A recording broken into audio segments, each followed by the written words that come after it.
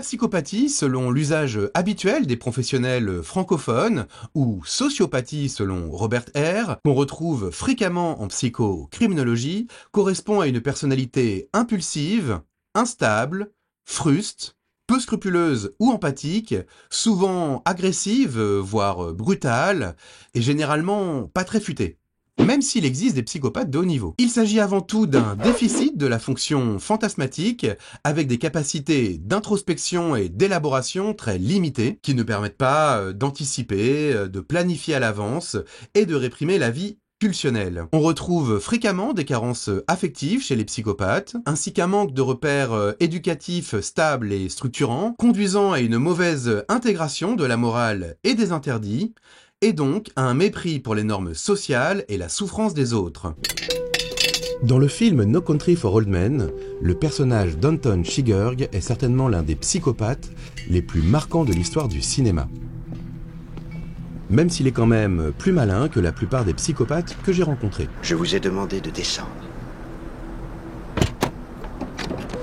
Son absence totale d'empathie et de scrupules se perçoivent d'emblée dans sa froideur. C'est pour quoi faire, S'il vous plaît. Il n'exprime aucune émotion. Veuillez ne pas bouger.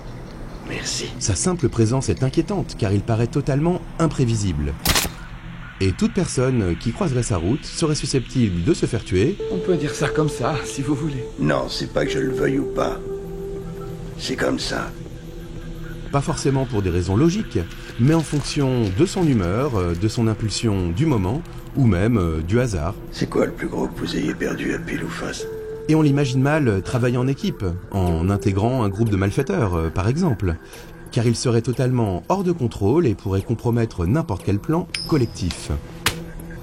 Il peut se montrer manipulateur, mais alors qu'un pervers le ferait pour éprouver sa toute-puissance, lui il le fait parce qu'il peut le faire, tout simplement. Il ne ressent ni peur ni anxiété, ce qui le rend très téméraire.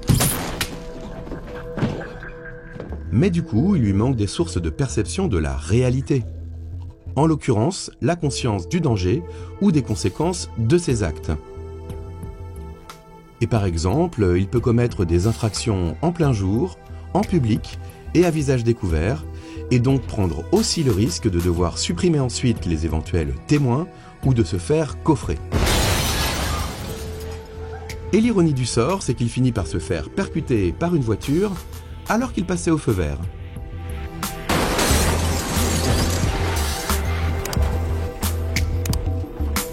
Ah, pour une fois qu'il respectait les règles. C'est con quand même, non ?